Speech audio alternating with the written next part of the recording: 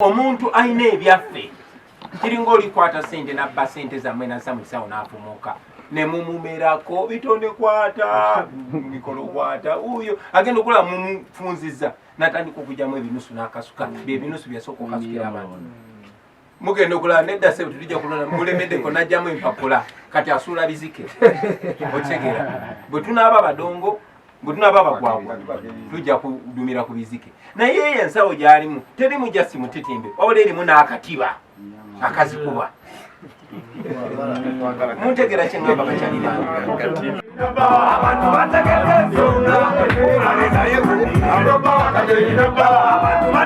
nga ndaba mulungi tuli wanene emagere essaawa zinene ekitulese magere abayimbi bazze mu kibinja okusinkana omuyimbi Robert Kyagulanyi ng'era bazze okumulaga muno bo bali naye olwebibadde bigambibwa nti nno abayimbi bava mu Kyagulanyi naye abayimbi bavuddeyo okulaga nno bo bakyalina Kyagulanyi era abayimbi wamu n'akatemba ab'enjawulo ng'ogasseeko ne abategesi b'ebivulu bapromota ab'enjawulo bavuddeyo ne bajja olunaku lwaleero era bonna bali waneno maka g'omuyimbi Bobi Wine emagere mukulu Kazibwe Kapo tusanise okulaba tonjagadde okumanya ki ekibaleese olunaku lwaleero maka g'omuyimbi Robert Kyagulanyi nga tegakyali maka ga muyimbi maka ga mukulembeze ekituleese kumwanjulira ennyimba ezebbiri ze twayimbye nga tuli ku kisinde kya People Power n'okulaga abantu ebikyamu obusobya we buli mu gavumenti eriko ekyokubiri kumulaga nti tuli mabega waleke kulowooza nti olwokuba abayimbi baguliddwa nnyo ssente ono oli nti abayimbi baggwayo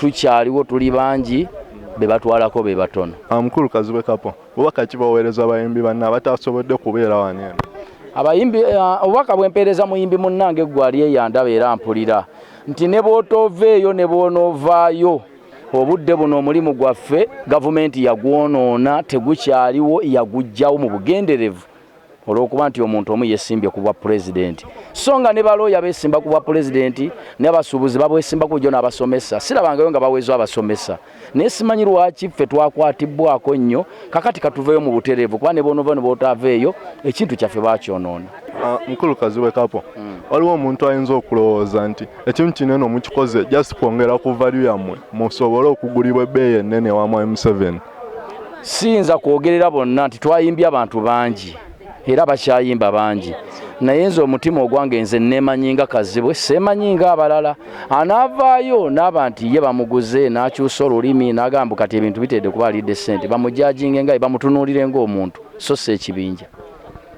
Tanzania sebo Professor Banunula ne batalabika ne beesinga osunga abadokita Banunula ne beesunga balooya abakabi ne Banunula ne babula okumala emyaka 34 Uganda abantu ebitundu 8 oba 9 ku 10 balinga mmwe baavo nga mmwe either baasoma ne batafuna mirimu nga mmwe oba balema okusoma olwa fees nga mmwe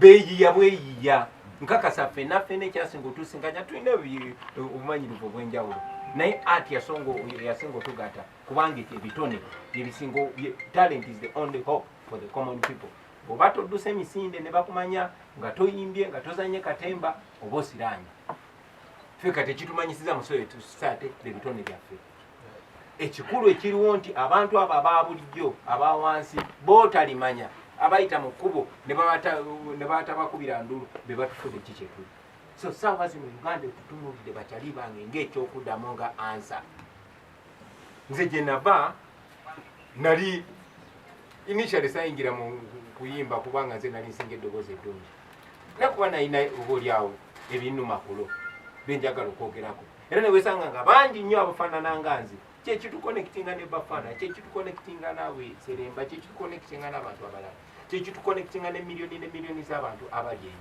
kubanga bafaanana naffe ne bakuwuliriza ne bawulira nga be boogera bw'oba oyogera abali wano kiweewo oyo ebiseera ebisinga amagezi gazampa ng'abadde nga mutamiivu tabijjukira nabijjukira naye n'okuzimba obuzimbi wano oyo obujjukira olunaku olwo wajja n'ongamba gwezirangamo okusinkana njagala okusinkana ng'omaze okuzimba ennyumba era weebalire ddala mumpeendo ku bugalo mumu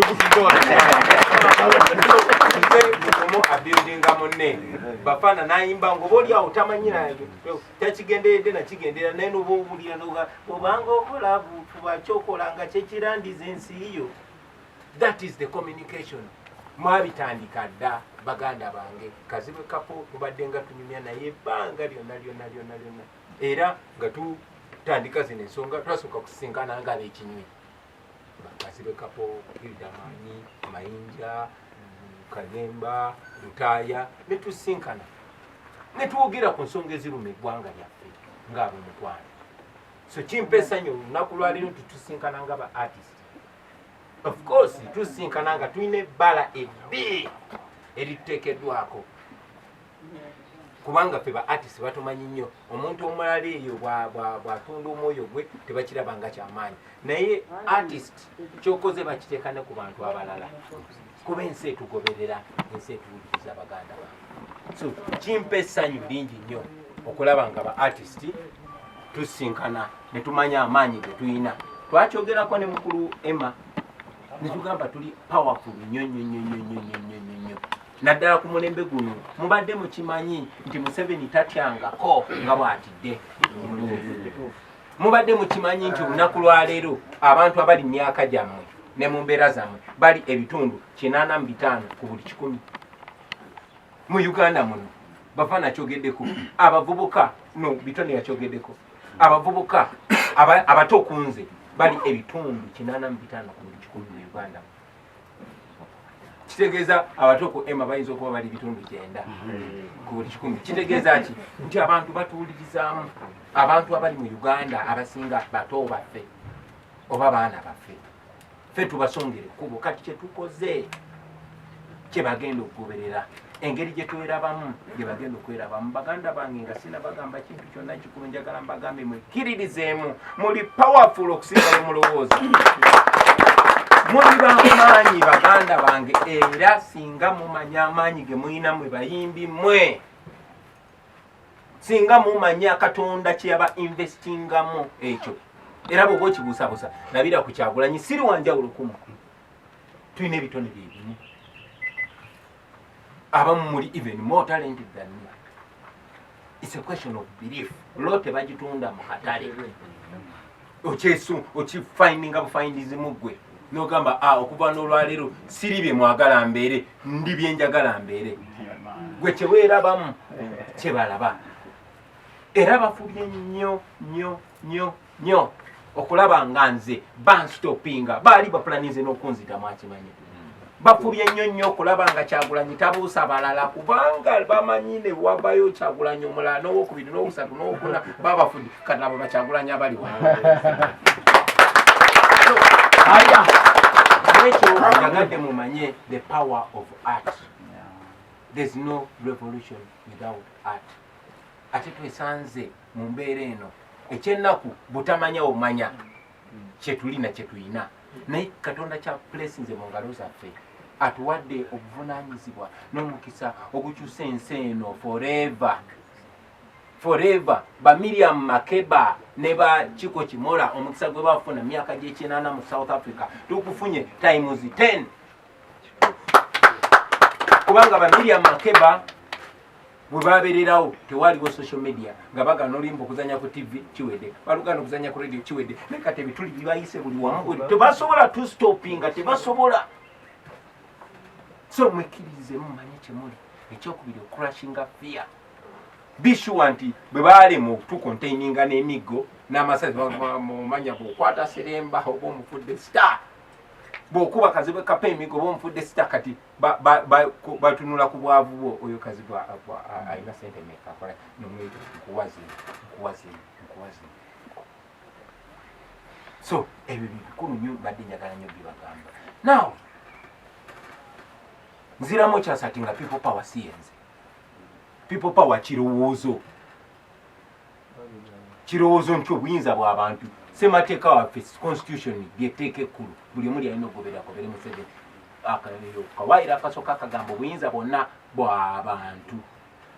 abantu balina obuyinza kati gwe Kyagulanyi Emma babasobola okusokayo mu bantu n'akuloopayo n'akulabisaayo oba toyina kyosobola kugamba kati ffe tusingira bano abantu abatufugise muntu kuba ffe tukonekitinze n'abantu abantu yeffe bogenda amaanyi golina abafana you have the possibility the ability to communicate to 10 million people in one day ekyo kyekyebeeyi ekitalina kyoyinza kigeraageranyako naye kiri gy'oli osobola okukiteekako ebbeeyi n'ogamba nze nkitunda kakadde oba bubiri oba busatu oba n'ogamba no kino gye legasi yange ng'eggwanga lyange nga nze abajamaika bwe batusingira amaanyi ensi zonna bwe zitusingira amaanyi naye ekizaamu amaanyi nti Katonda atupulesinze ku time eno ku lunaku luno mu generation eno nga byonna bwe birinadde ennyumya ne kyali wange omu nagamba you people have more than you need buli kye twetaaga okwenunula tukirina mu excess kuba tunula abali wano nti omusajja lwali awo nga tuli bayimbi batono abayinalo ate n'abamu ne bamera akatengo naye somehow n'abalala ne bayimuka somehow n'abalala ne bayimuka kati tebakyasobola tukonteyinga tebakyasobolera ddala tewali chance Uganda gye yali efunye nga gyeyinamu ffe kati essuubi tebaliinamu bannabyabufuzi njagala kibagamba wakati mu kuwa bannabyabufuzi ekitiibwa essuubi tebaliinamu ba MP nze ndi MP essuubi tebaliinamu ba looya baffe baani baliinamu mmwe kubanga mumucommunicatinga directly ate mwogera mu lulimi omuntu lwategeera Nelson Mandela yagamba nti if you want a man to understand you speak in a language he understands but if you want a man to feel you speak in his own language mwogera olulimi lw'abantu nosaka akayimba olina asirika nawuliza akayimba kumba akawuliza naye n'abali emabega babiri bakawuliriza oba bakusitopinze oba bakusibye oba bagambe tebagenda kakuba ku radio obubaka ne buyitawo so njagadde nnyo ekyo ekintu nkyasaatingi ekyennaku baganda bange nti ffe tetwamanya kyetuli ate abantu abatunyigiriza ne babuuka mangu tebulaba baali quick ne batayo be basse bakyali baffe bazigi wine aba sweet pepsi baali bagezaako tuteekamu fya ne bagamba n'oyo Kyagulanyi munyige oba Katonda yagizanya atya nanzijawo kyali wange nayingirawo ne batamoyo naye ebyo byonna byali meant kuba akuteekamu fya kati Katonda engeri gyakusomeseza natuuka wano nga tebannabatuna fya nga tebannabatukutula mugongo kati tuli wano bakyali bano tutunulira opportunity yonna gye tuyina kuba ne wano twogera naye manyi nti ne ba artist bannaffe abali mu Uganda n'okwetoola eggwanga nabo batuwuliriza bannange tuli kyamaanyi nnyo bweba nti ebyokulwanyisa ffe tuli kyakulwanyisa ate ekyokulwanyisa kye batasobola kustopinga kuba Bob Marley yagamba music is magical because when it hits you don't feel pain but it hits so kati omuziki kyabugagga nnyo kyamaanyi nnyo naye tukikozesa tutya of course kino nja kutwala omukisa guno nakyo nkyogereko kuba nadde njogera ne muganda wange emaserugo n'abalala nti baafuba nnyo okulaba nti n'emikwano gye nnyina bagitiisatiisa kyabolaba okubeera mukwano gwa Kyagulanyi ne baganda bange abamu ne basenga mwana nga ogenda kujja bakitoze eri wiiki okyegera so newe twali tukolagana nabo okuba bapromota baali ba organizinze concerts babayita ne babatiisatiisa abamu ne batya basajja baffe muganda wange Dick mukama mumuze emirembe ne bamutiisa ate nga mulwadde ne basuubiza omuliro abalala bakyali baffe ne babayita ne babawa akasente nzize nga nkigamba abantu nti bannange bantu baffe abali eyo bwe baleeta sente muzirye naye tebusirwala naye oba oli awo kyekiseera okugamba abantu kubanga gy'okoma okula gy'omanya nti owaayi wadde sente tezigula mutima naye togenda kukkiriza emaserugo okujja kutandika kugulira mukazi w'obbenzi oba kutandika muwa sente naye nakyogeddeko nti tubadde disappointed gye buvudde nga bannaffe bangi nnyo nga bannaffe bangi nnyo sente zibanafuliza bapromota bangi babayita babatemera sente kweze tukuwa kati tewesembereza Kyagulanyi gwe toddamu kolagana Bobi Wine gwe toddamu kutegeka shows ne bava naakwa ekyo nga tebakyasobola kikwekerera omukulembeze w'eggwanga n'avaayo wakati mukumenya amateeka naga nedda sebo Bobi Wine tajja biyimbayo omufunze ngagamba yagala kunkuba kivudu so ebyo byali bwe bityo of course kikuleetera ebibuuzo bingi kubanga twatandika ne ba artist bannaffe bangi ba artist muze mubalaba nga boogera amazima naye ne batuuka either ne bamutiisatiisa oba ne bamuliisa era tubadde nga tubagamba watya oba walya so ekyo ne kireetawo embeera nti ate nomuyimbi munaffe gye buvuddeko omu yali Nduga yavaanaga nze nayogeranga amazima kuba njagala Museveni andabe ampite ansasule kati muli ne bwenyamira nogamba tikauke bwobadde oyogera amazima gwe bakutereezeza gwe ng'omuntu ebinyiga ensi yo n'abantu bo byateredde so of course siri mutuukirivu kutandika kuba abantu misumaali era njagala kukozesa guno omukisa okubategeeza baganda baffe abo banduka okutegeeza muganda wange Ronald Mayinja nti tukwagala oli waffe abo abasajja tebakwagala bagwagala kukozesa wakati wa leero ne 2021 kubanga tubalina tubatadde mu nsonda yeffe babo tetukukyawanga tukwagala era n'abantu tubakunga kukyawa tubakunga kwagala nakwongera kuwa maanyi kukiririza mukyawale okukiririzaamu kuba oli musajja mugezi nnyo Uganda ekwetaaga ne bayimbi bannaffe abalala naye nammwe bagamba nti bannange baze bakikozesa nnyo bannaffe mwamulaba muganda waffe Bosmiko team najja nayogera amazima naye bwe bamuwa ssente n'abula n'akola kinakola era njagala otwala mukisa guno okukibagamba tikansubire nze nayimba akayimba k'ekiwani kansubire bannange bimwogera mubitegeeza kuba abantu batulaba tewali kyannaku tewali kinyiza abantu nga kulaba nga kuba kiina ku kiina nnaku yaabwe olunaku lwaleero abaana b'abantu bafiira mu malwaliro batokomoka abaana bali mu makomera abaana bali mu safe house abantu battibwa ne ba artist bannaffe ffe basuubira okwogera amazima kiri bakyannaku nnyo baganda bange gwokera ku makya n'olaba amazima n'ogoogera ate n'ogera ku makya n'ogamba birabadde njogera n'abadde nsaaga nkigamba nnyo mikwano gyange nti nze mukulembeze wammwe naye nange Bobi Wine olwayo nengera ku makya nengamba manye bya pipopa n'abadde nsaaga oyinza okusanga nga sisuzeewo so nkibabuulira ba artist bannange ti si kikyamu bukyamu okuzanyirira ku nnaku ne ku bwongo bw'abantu wabula kyabulabe si just kikyamu wabula kyabulabe era njagala okukkiriza nti muli kwalaali bino mubikola si lwakyagulanyi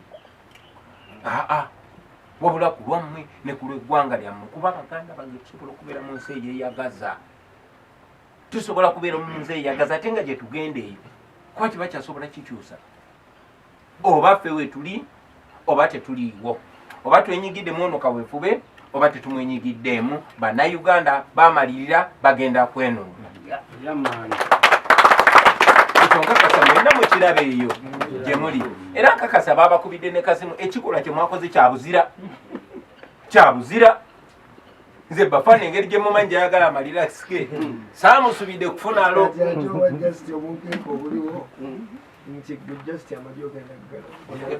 so kati bwe nalabe nga bafana avuddeyo nendaba ka Grace Card nengamba obwala nga bwinalo ne feelinga so empowered of course ng'olina ebibuuzo bingi ono yajja ewalo naye nga bulijjo bwe mbagamba tibajja balabira ku bikolwa byammwe bajja tulabira ku bikolwa byaffe baganda bange naye bwekibanga kino mukitegeeza Uganda nsanyufu era kakasa nammwe gye muli kino mubazenga babakubira obusimu nga babayozaayoza nti naffe wadde tubaddemu nestorage naye bwolabye mukazibe kapo nogano wadde siri sure balunywa kyaliko naye kazibe kapo mumanye era nalaba kazibe kapo neŋŋamba nedda tekijja kwetagisa nze Kyagulanyi kujja kujjukiza bano bantu nti eno endagaano gye bakola bagikola n'abantu kazibe kapo gyali tekiraliikiriza gwokka ne munnauganda fulani ekigenda maaso mweraliikiriza era akuba simu kukakasa eriyo n'abalina amayinja amanene nga bakimanyi mugende mu maaso n'ekyo ekintu kyakabi naye nga ye aligamba ndi mu ofiisi eno kuba saagala disappointi nga baginteekamu ku biragiro bye bampa naye kyemuliko mukimanyi tuli mabega wammwe kati eno ddamu amayino mune nti ate oli akwata enkebe tewaba akyogedde kati ate ngenda kubala eddoboozi so baganda bange kino zijja kwerabira kibagamba bajja okusooka bajja kugezaako batiisatiisa naye nabo bamanya nti kyokutiisatiisa tekikola bwe tujja kugaana okuyimba bwe tujja kusiba bwe tujja kola bagenda bikola naye nagezaako bati okutiisa abakufuula star gwe Grace Khan oba tomanyi nti obadde osobola okufuuka star n'okusinga Bobi Wine mu wiiki emu kabagezeeko bakusongemu otegeera nze kyensobola okubasuubiza nti wendi ku lwammwe 100 ku 100 naye buli omu abeere mu ku lwa munne ate tubeerewo ku lw'abantu abantu baffe abatusaamu obwesige baganda bange bajja batiisatiisa ne bwe munayimirirawo ku kyemukkiririzamu tebalina kye bagenda bakolako ekyokubiri kati tuli mu kwogera naye buli anaalaba akawulire kano tulinga abalinyisiza kati ebbeeyi yammwe buli omu era babadde nga batutuukirira buli omu kati ffe twafuuka bizinesi kubanga Museveni atya tagina kyasobola ffe tulinga abaana b'omuntu eyafa naye nga yali mugagga ne batuggyako ebyaffe kati abuuka nti okimanyi nti ettaka eryo lyali lyaffe gwe bayita weyomeka osirike musirise ne biganda byo so nammwe bagenda bayita be very sure bayinza n'okuba batandise ddo bayita bagenda bayita okubawa ssente Mr. President ekigambo kyoli mukwogera ku kyaleddwa mu katambi ng'ebiwandiiko biweebwa Bobi Wine omusika empapula n'egundi zonna n'ebikapu byonna byaweddwa kuba kitaawe yali yafa bali abasajja nga babikutte bayagala byeddize mwabyogedde nako dda bimbadde njagala so omuntu alina ebyaffe kiringa olikwata ssente nabba ssente zammwe nassa mu kisawo n'afumuuka ne mumumerako bitonde kwata mikolo kwata uyo agenda okulaba mumufunzizza natandika okugyamu ebinusu n'akasuka byebinusu byasooka okasukira abantu mugenda okulaba nedda sebe tutujja kulona mulemeddeko najjamu empapula kati asuula bizike okitegera bwe tunaaba badongo bwe tunaaba bagwagwa tujja kudumira ku bizike naye ye ensawo gy'alimu terimu jasi mutitimbe wabula erimu n'akatiba akazikuba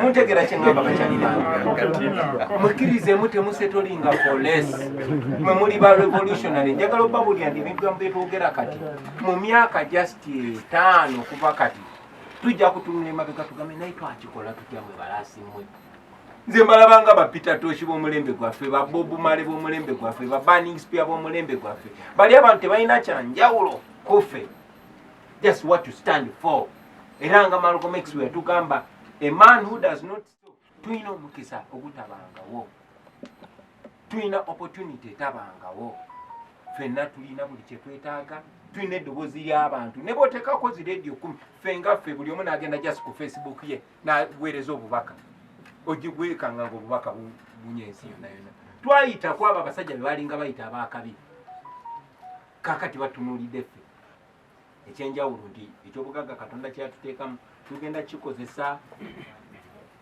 kwekusa ffekka na kumaliriza buzibuzibu buno obusooka ate nga bishwa nti mwena kati ngera muganda waffe bwagambye nti bishwa bw'oba oli muyimbi kati weeraliikirirwa gwe bafana byogere kati baga atakone kayimu kate kagenda kubeera kazibu nnyo ate oli agenda kubeera ate nga nange nzenga mbagamba nti nze ekigendererwa kyange kumakinga sure Bakyagulanyi bangi nnyo singenda ndowooza tugiteekamu buli omu ku ffe tuliba tetukyasoboka abatukulembera bajja kuba balina okukola kyetwagala bajja kuba balina okumakinga sure bino bye tuyimbako abantu baffe malwaliro galyoke amasomero galyoke eddembe lyaffe tulina nange nga muganda wange ndi muyimbi mwana njagala nnyo okufuna omukisa okubeera ku stage naye omuntu omu yakeera ku makya sitayiro za Idi Amin n'agamba wa gwenyiza tojja biyimbayo oyo Museveni si ye Katonda temulina muti atutya nnyo bakyali bangu abantu bemuti abatutya nnyo teri muntu mutiitizi ng'oyo cowboy so mwekiririzeemu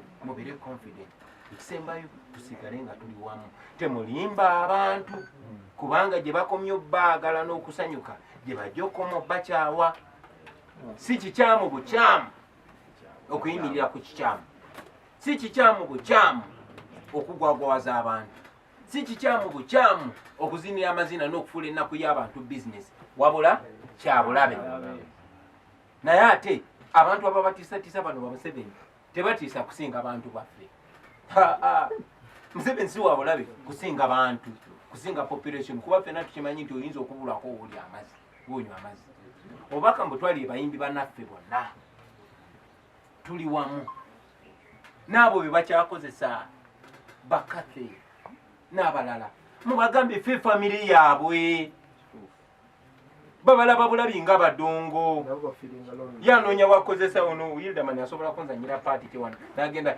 yeffe tukulaba ng'omuntu kubanze mu maaso gange osaanidde ng'oyo genero ng'oyo MP ng'oyo minisita talina njawulo naawe ekyenjawulo nti gwe ogondera amateeka okusinga ye ekyenjawulo nti gwe tobbye bantu okusinga ye ekyenjawulo nti gwe tosengudde bantu ku mataka gaabwe okusinga ye tusendinga emesagi egatta bannayuganda tetuli bakozi bafujjo tetuli basosoze mu mawanga tetuli basizi ba bukyayi yesu twagala nsi yaffe tetukozesa ebitone Katonda byatuwa okumakinga sure tukyusa ensi yaffe kyemmanyi tugenda kikola tutuuka okaddiwa nga naffe tuweebwa ekiribwa njagala okusembayo nga njogera ku taatawo oyo omusajja mbadde sisaaga bwe ngambye nti bwe wasikira omusaayi naye nze nensikira emputtu oyo omusajja Christopher Sebadduka yagamba no abayimbi bonna bonna ezo zibandi wezali Idi Amin dadaye Katonda w'oku nsi yagamba nedda amazima n'agateekawo era yalina okuwaŋŋanguka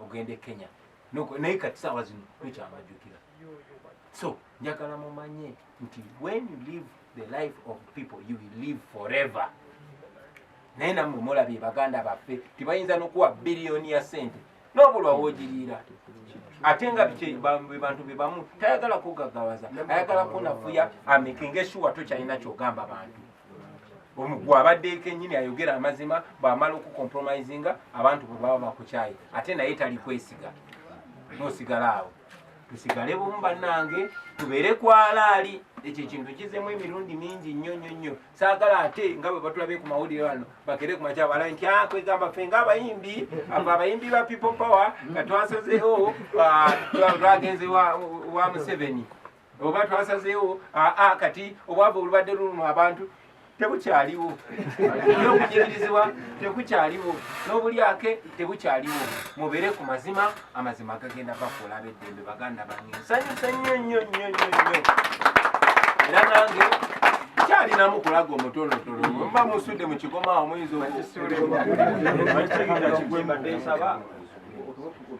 bangambye ntidemuko ne mu luzungu Emma.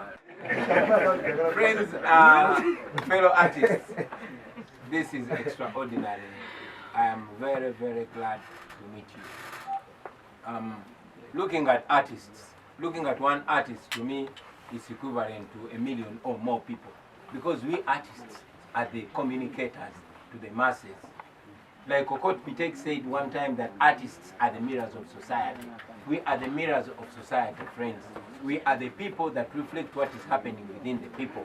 We are the spokespersons of our society. And historically, even here in Uganda, whenever there was something wrong and they wanted to communicate it to the king, they had to sing. So music is not only for entertainment, but it's for communication. And in this time and generation, we are the people that God has entrusted with that responsibility. It is upon us to sell that responsibility for cheapness, or to turn that responsibility into a legacy that will benefit our children and our children's children's children's children. So meeting you here today is a big, big honor for me. It's a big encouragement, knowing that not all is lost in the music industry. You've seen in the past that having noticed that the emergence of Kyagulanyi as a leader of a revolutionary movement that intends to put an end to the 34-year dictatorship, there has been a move. Museveni has named himself man of the ghetto. He has sung. Now he's on a buying spree, trying to compromise us as artists. Having failed to intimidate us with violence or jail, now he wants to buy us. He has tagged a price onto us, and it is our responsibility to communicate not only to him, but to our people and to ourselves that we are not commodities, we are not for sale. So here, as we meet, as we are listening to the revolutionary songs that you're talking about, I want to remind you that in the recent past, so many fellow artists have postured to be speaking truth to power, but in real sense, they were trying to elevate their premium. They're trying to elevate their buying fee. I hope you are true to what you say, because like I've always been saying, people are going to judge you by your actions. And I've said it before, I'll say it again, that it is not only wrong to play with the pain of the population, but it's also dangerous. Because people trust us. Not we as individuals, but they trust in what we believe in. If you stand by what people believe in, they will go with you. If you divert from the path, from the values that we represent, they will certainly throw you under the bus. So, while I welcome you, my brothers and sisters, I encourage you to be strong, to be true to what you believe in, to remember that the people of Uganda have resolved to liberate themselves, with or without us. We can only factor in the idea of expediting their liberation, and we will achieve it. We are artists that are such a resource to our country. And this is a message not just to you, but to other fellow artists out there. I've recently been reading the news about my comrade, I've not had occasion to speak to him, but I want to send this public message to him, that we love him. Ronald Mainja, we love you. You are one of us. You are our fellow artists. You have played a very big role. You still can. Don't be intimidated. Don't be bought. Don't be reduced to what you are not. You're greater than that, and your legacy stands to live forever.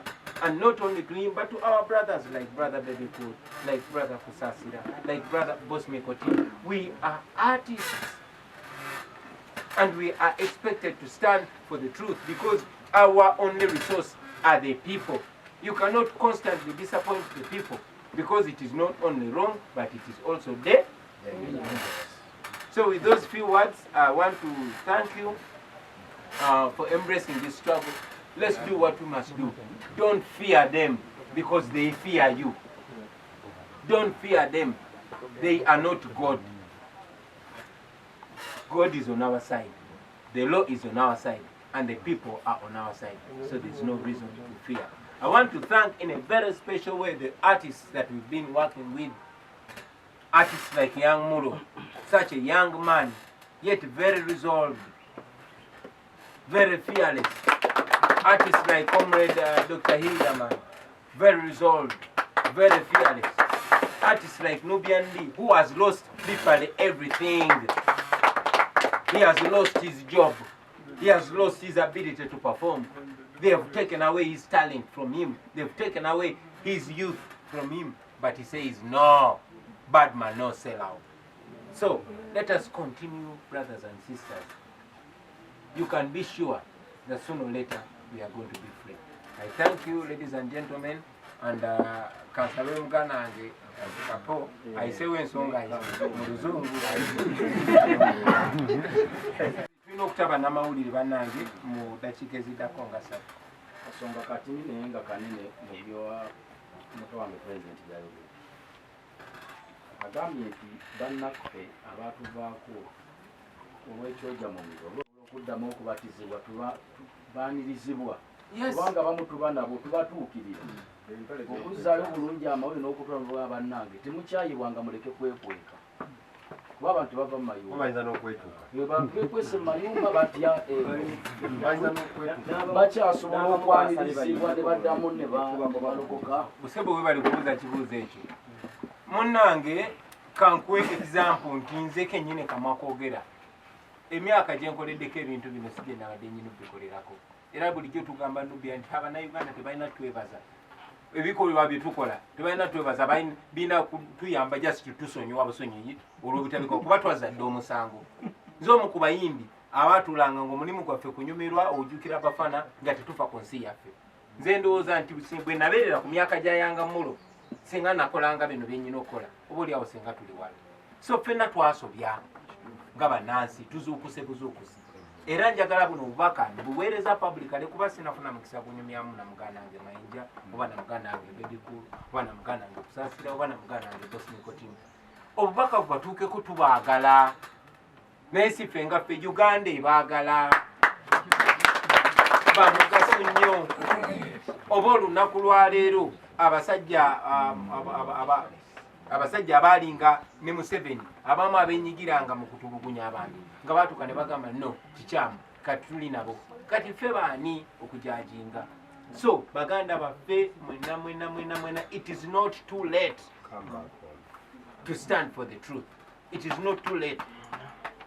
Buli muntu gwomanyi mutuukirire omugambi munnange tugende mu nsi ensuubize nga tuli ffenna neesunga okufuna omukisa okunyumyako nabo naye ne bwe mbasinze enyumiza nabo buli omu ku ffe bayimbi bannaffe tulina obuvunaanyizibwa bwe tubanga tetusobola gatta waki tuleme okugatta abasuubuzi tuleme okugatta bali naye ffe nga abamiziike tuleme okwegatta ffe byasudde byagamba nti tuli basomesa tugende tuwulize ku bigambo by'abakitaffe abaasookawo bakafeero babasudde basebadduka ebyo byonna Mukama teyabikolera bwereere ebyo byonna byali kutegeka ffe tusobole okuyimirira olwaleero nga tulengera gye tulaga so olunaku lwaleero tulaba kiriyale kubanga tuyimiridde ku bibegabega by'abo abatusooka ku mirimu gy'abo abatusooka newankubadde nabo balinamu ensobi zaabwe so baganda baffe ffe tetutunuulira nsobi zammwe bayimbi bannaffe wabula tutunuulira busobozi bwammwe nakye musobola okukola era tubaanyiriza anytime.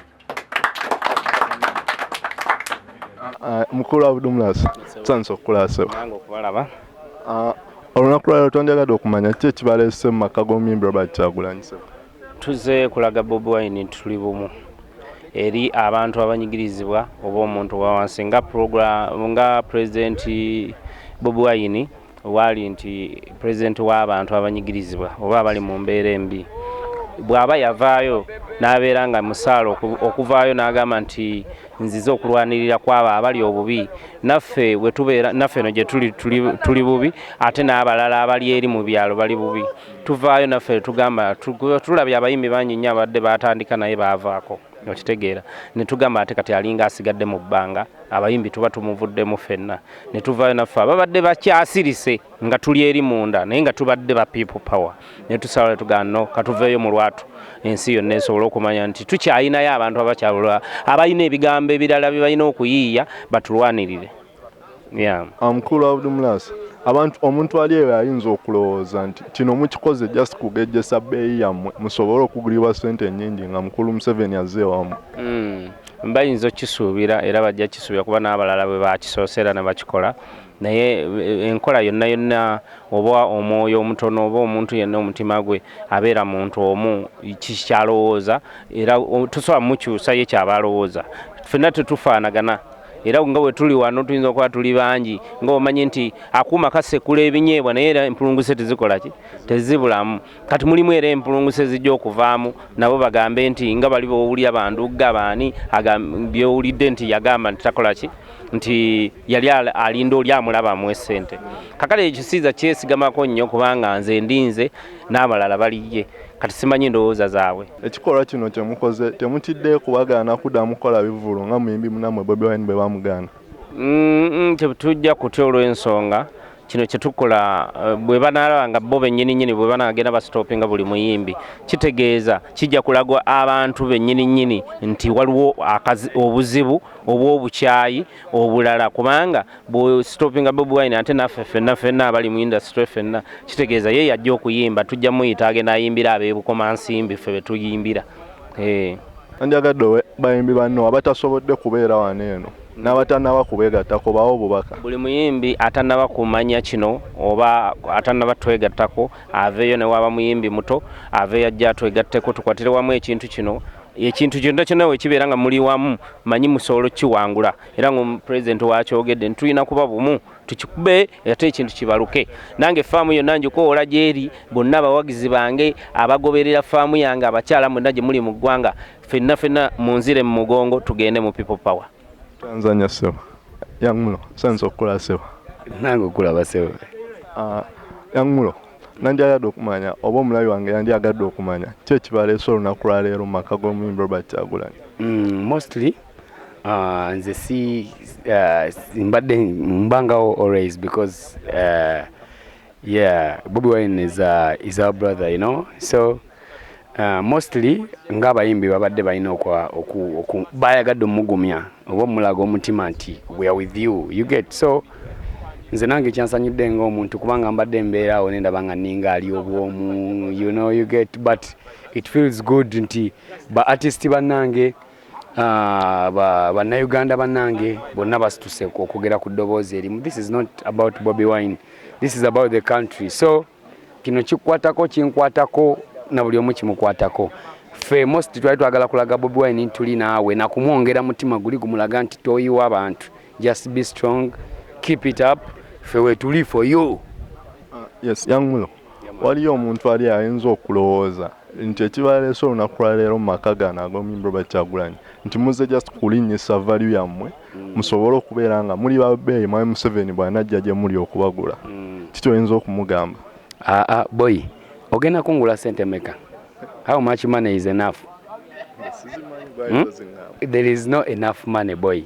Kitegeeza tewaliiwo musalo oba namba gy'osobola kunteera ku mmeeza n'ogula omwoyo gwange oba omutima gwange, you get. So ne bebagula abo munne babagula ku ngulu, babagula ku ngoye, kitegeera naye tebabagula mitima, you know. So tewaliiwo wano tetuliiwo lwa kukola ekyo nga bw'ogambye, because we have to be there for our brother. This is okay, let's be there for our nation.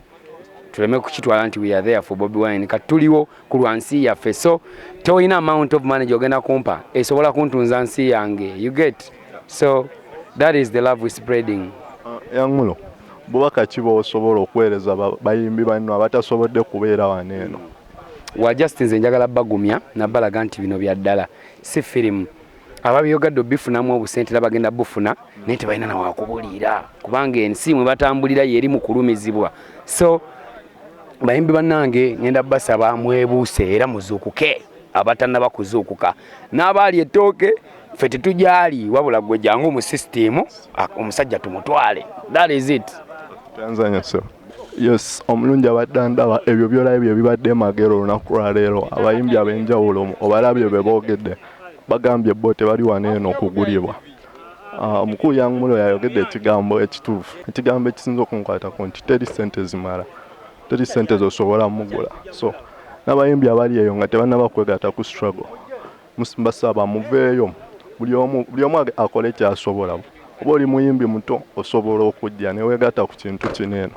Eno struggle ya kununula ggwanga si kya Bobi Wine ng'omuntu. Era Bobi Wine nga ye ebigambo bye bibadde clear. Era Bobi Wine abakutidde ekintu kimu nti tebazannyira ku mitima gy'abantu. Wanga okuzannyira ku mitima gy'abantu agambye si kibi kyokka wabula ate kya bulabe, abantu basobola okutuusaako obulabe. Ebigambo bibadde bingi nnyo ebyogeddwa wano eno era abayimbi bavuddeyo ne beeyama nti bo tebazze kugulibwa. Ebisingako oba bazze kugulibwa oba tebazze kugulibwa byonna byonna tujja biraba kubanga nga bw'omanyi obudde bwe bujaajenga tubalabye nga bajja basanduga baaliwo n'essaawa zino kati bali sayidi eri. Abazze okugulibwa tujja balaba, abanaasigalaako ku mugendo nabo tujja balaba. Omulungi andaba nkwebaza nnyo olw'okundaba, weebale nnyo. Nebaza mikwano gyange mwenna abali mu mawanga g'ebweru, abandaba Europe, mu Bungereza, abali mu Egypt, muganda wange Dr. Ayub ku University of Alexandria kutumidde nnyo. Baganda bange abali mu Qatar, muganda wange mu Kibi, abantu mwenna abafuddeyo ne mwenyigira mu struggle eno, mwebale nnyo kubanga ffenna tulina okukola buli omu kyasobola okukyusa ensi yaffe. Sigenda n'okusukkawo awo abalungi, ambaagaliza olunaku olulungi, nsigadde ndidda